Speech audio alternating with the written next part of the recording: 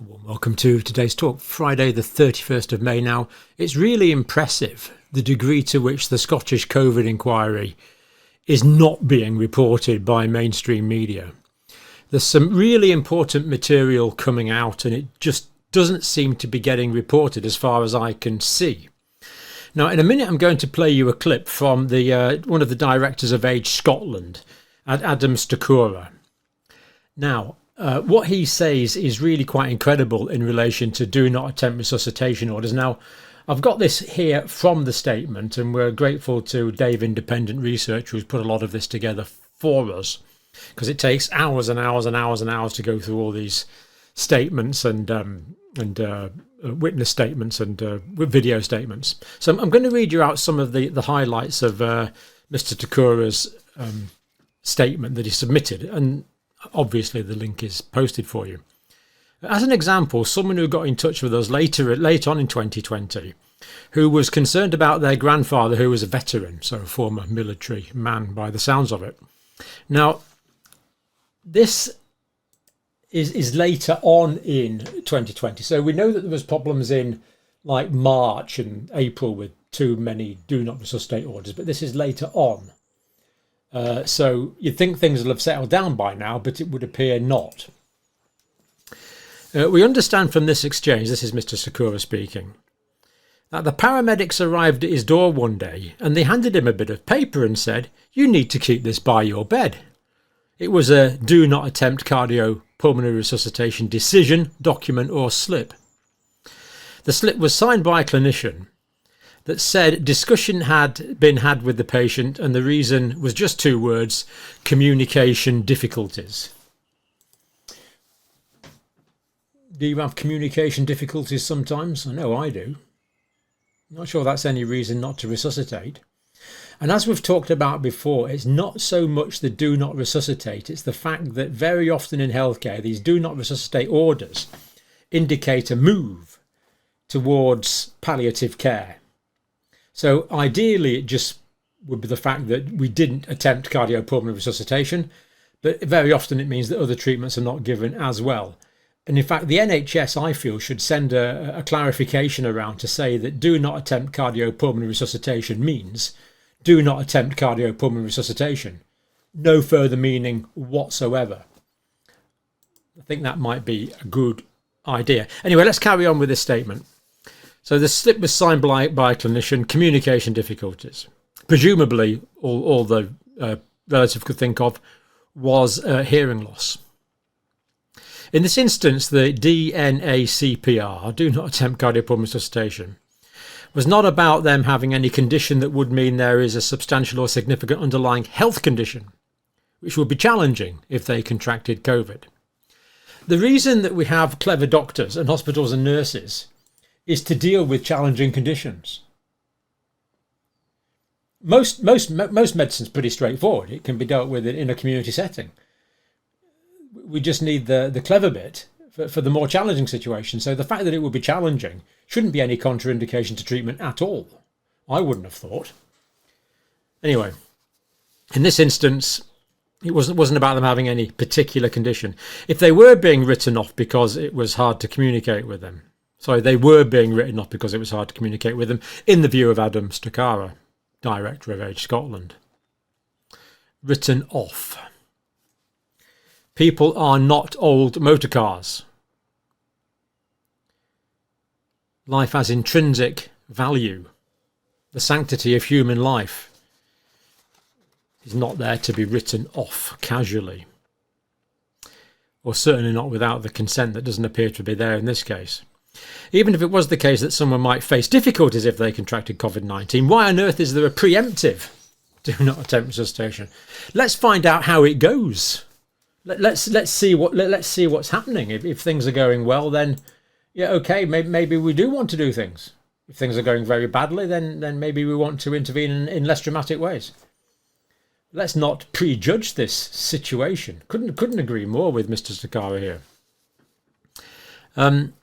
And particularly so with no discussion or any form of dignified process of the recipient. There was no discussion apparently. We had a sense that this was Also happening in care homes, and this was because he talked to a lot of other people, where all residents were having do not attempt resuscitation decisions issued in a blanket manner. Now, I'm not picking on Scotland here. It's just we admire Scotland now because it is admitting what went on. To what degree did this happen in your neighbourhood? To what degree will we ever find out about it? To what degree will needless deaths be exposed? The answer is probably not very much. It'll just be probably progressively forgotten about. Probably. People move on, don't they? But I think we owe it to those that are no longer with us to raise these concerns. Do not attempt resuscitation orders in care homes on a blanket manner, not on an individualised basis. I heard of an example where cases of COVID in care homes, a medical response was not forthcoming. You know, something as simple as giving oxygen can be life-saving. COVID was simply going through the care home and there was not the resources to help everyone. This was about the time when we saw all those silly dances, wasn't it? You know, nurses and doctors seem to have the time to do silly dances. I'm not blaming them. Well, I am blaming them for doing silly dances. I never did silly dances. Never did any dances in my 45-year career. But the point is, why weren't these patients being referred to hospital care? And nurses and doctors can only take in people that are being referred to them. This is the point. And it would be said that we're not transferring you to hospital because you're in a sort of safe place. We'll try and manage your condition as best we can in the care home environment. But of course, we know that so many died in the care home environment. We also found examples of people who, upon leaving hospital, found do not attempt resuscitation orders decisions in their discharge papers without any discussion having been had with them. The box was ticked which said they had a discussion, when in fact there was none. Now, the fact that this is happening all over the place, apparently, probably isn't coincidence. If it's happening, you know, in the north and the middle and the south and the east and the west at the same time, it kind of gives the impression that there's a coordination or there's an order coming down. That's what we need to get back to on this one. Was someone saying, don't bother with a particular segment of the population, they're expendable? That's what we need to find out. It was the end of May 2020, I think, when it was becoming apparent that there were so many of these instances. Anyway, let's listen to a little bit of the video statement now from Mr. Adam Stachura, Director of Age Scotland. I'd like to move on to the issue of DNACPR decisions. From the end of March 2020 throughout April, you say that Age Scotland received many calls from people who said they'd been contacted out of the blue by their GP and even in some cases by the surgery receptionist to see if they would agree to a DNACPR decision being put on their medical records. Were all of these people in poor health and people for whom a DNACPR decision, as far as you know, would have been clinically appropriate? A lot of the conversations that our helpline had with people, it was because they're absolutely taken aback about why on earth are they being phoned about something now and it's never been mentioned by their GP or the health service before. This, again, you're looking at early April, probably the height of when we sort of saw a trend. Before that, I don't think our helpline would have ever received an inquiry about a DNACPR decision or looking for information or advice about that. On a regular basis, people would be quite forthcoming about their own kind of health and say, actually, I'm in good health. I might have something like COPD, but it's mild. But all of a sudden, I've been asked to agree. Initially, it was agree to a DNACPR decision, of which they would say, well no. Mm-hmm. And I think this is one of the most chilling parts of that early part of the pandemic for us, was the scale of calls. It was a common issue from all of our helpline call handlers. And there were particular moments, probably, beginning of April, those calls started happening. and would continue. We would receive calls with us throughout that month into May for sure in terms of volume of calls. But it just felt from people's experiences that they've been written off. It's their words.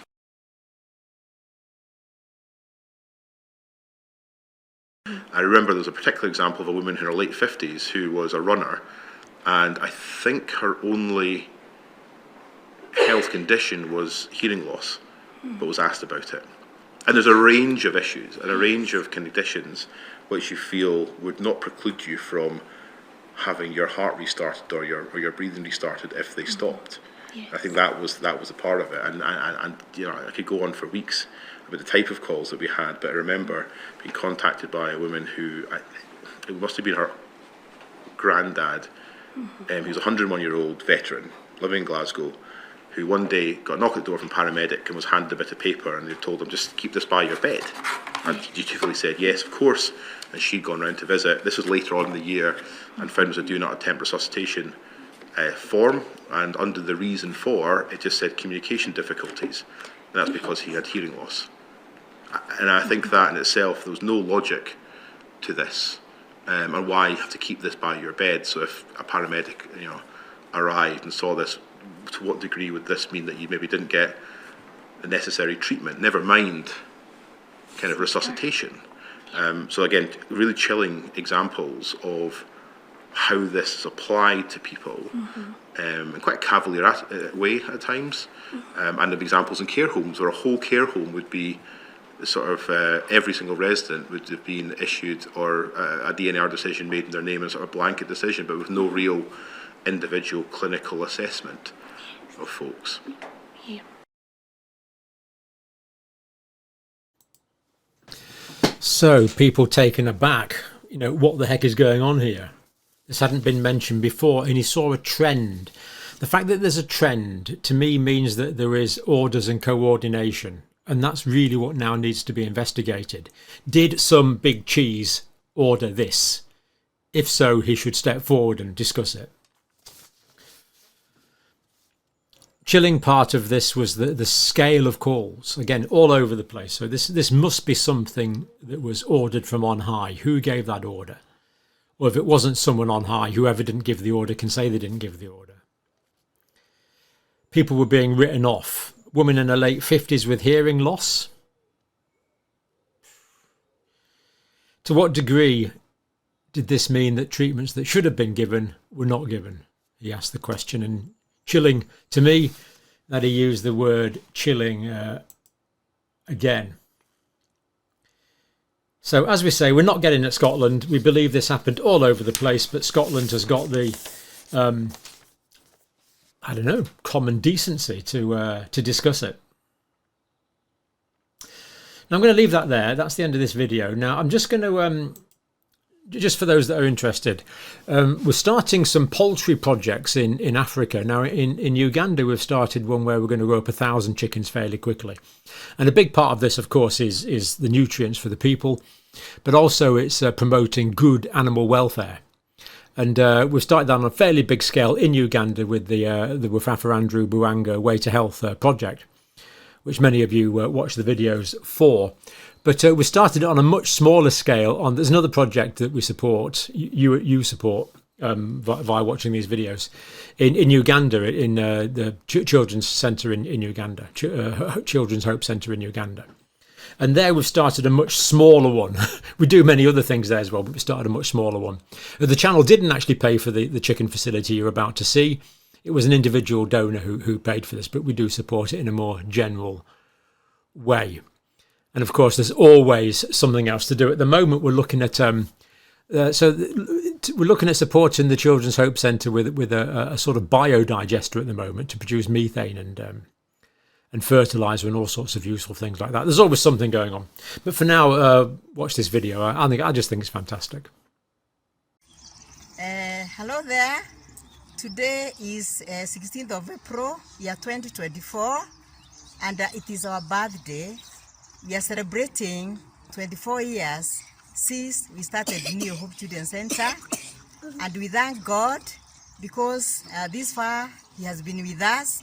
He is our Ebenezer. We thank God very, very much. We thank you also, our friends and our supporters, for walking with us this long journey until today, when we are celebrating 24 years.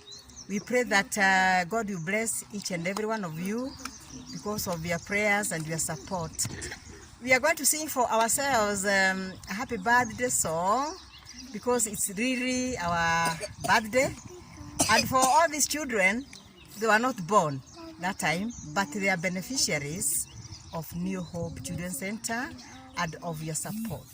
So we are going to sing a happy birthday to us. Happy birthday to us, happy birthday to us, happy birthday dear New Hope, happy birthday to us. May we have many more, may we have many more. Happy birthday dear New Hope, happy birthday to us, happy birthday.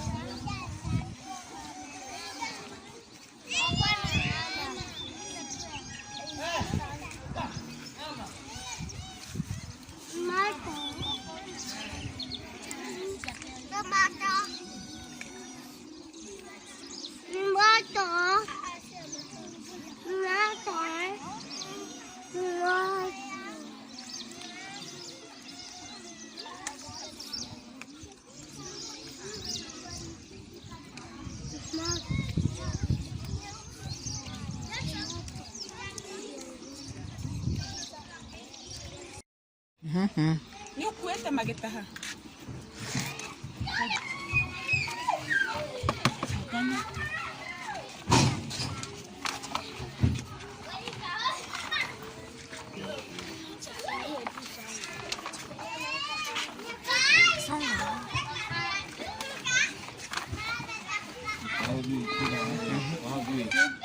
Ikira huwa haragania thini.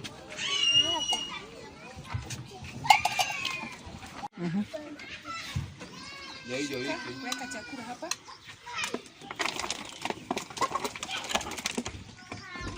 Lete.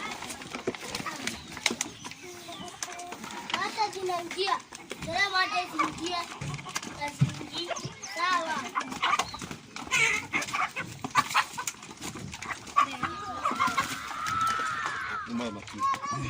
Ama tuberu nyara matubi. Sawa. Yatire wekira matubi.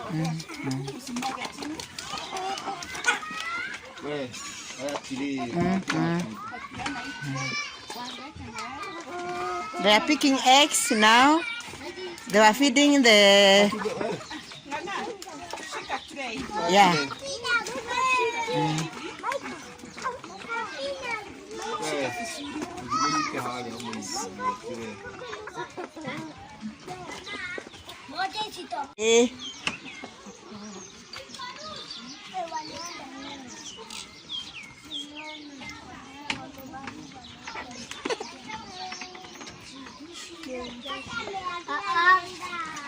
We rugama haha.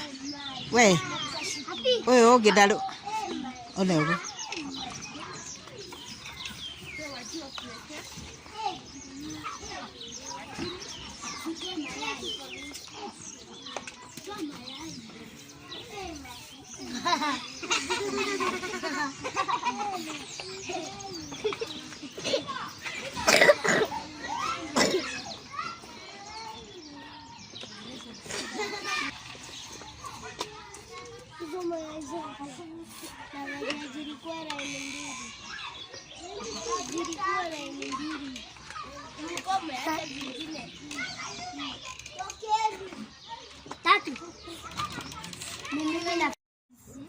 Hi everyone, my name is John Buru, one of the beneficiaries of New Hope Children's Center.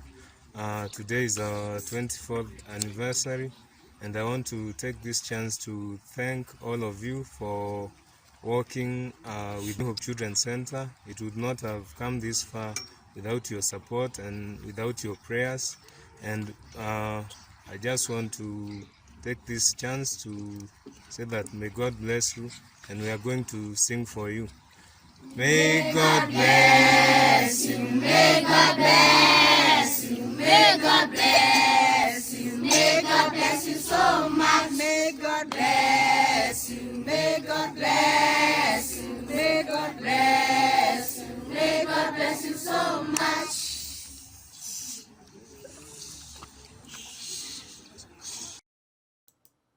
So I've known Anne for many years and of course visited many times, and her and her husband have done a tremendous work there. Sadly, husband no longer with us, but I can completely guarantee the integrity of all the work that Anne does.